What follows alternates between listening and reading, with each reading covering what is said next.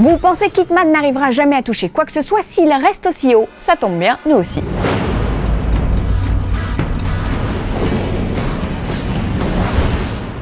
Et si Alien revenait sur le devant de la scène? C'est en tout cas ce que souhaite le réalisateur Neil Blomkamp. Dans une interview accordée à Coming Soon, il a déclaré avoir financé personnellement la création de concept art liés à l'univers d'Alien. Pourquoi? Eh bien tout simplement pour faire comprendre à la Fox qu'il aimerait bien mettre en chantier un nouvel opus, soit le 5e film de la saga. D'autant que Blomkamp, à qui l'on doit des films de science-fiction comme District 9, Elysium ou encore Chappie dans nos salles en mars, a des arguments pour lui. Quand on regarde ses concept art et que l'on voit Ripley avec ses ceintures d'explosifs, on se dit que la Fox n'a absolument rien à perdre. Comble du hasard, Sigourney Weaver, qui vient de tourner sous la direction de Blomkamp dans Chappie, a déclaré de son côté qu'elle aimerait bien refaire un film Alien. Alors si ça, c'est pas un signe du destin, franchement. Jetez un œil à Weyland Corporation. Ça ressemble pas à un petit coin de paradis tout ça? On a déjà envie d'y être. Pour tout vous dire, voilà ce que le gars a sur son bureau. Ça en jette plus que des cartes de visite, non? Et puis c'est assez malin de sa part car ça fait parler de lui, la preuve aujourd'hui. Les fans de la saga seront ravis d'apprendre que l'esprit d'Alien reste intact et qu'il ne dénature aucunement le travail de Giger, le créateur original des monstres décédé l'année dernière. Reste que dans les studios, personne n'entend crier Blomkamp et que la Fox n'a pas encore donné son aval pour un Alien 5, alors en attendant, rendez-vous dans les salles le 4 mars 2015 pour découvrir Chappie.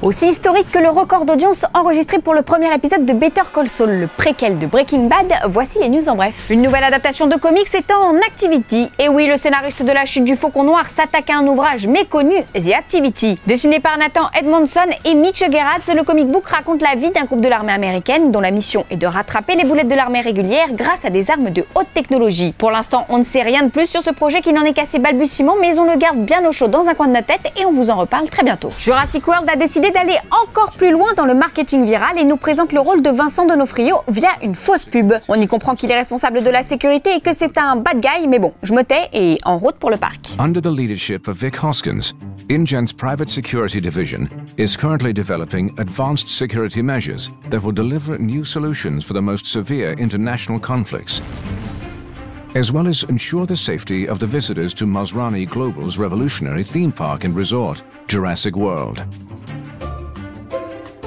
In the words of Mr. Hoskins, Jurassic World is a global destination, and that comes with a certain set of risks.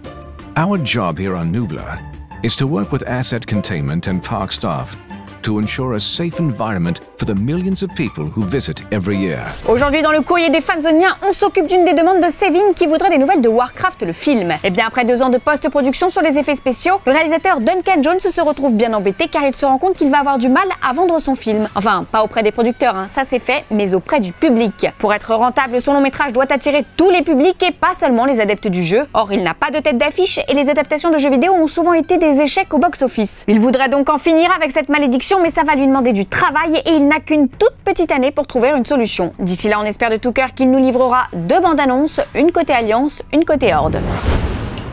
Fanzone, c'est fini, mais retrouvez-nous sur YouTube en vous abonnant à la chaîne Fanzone et à la chaîne Allociné.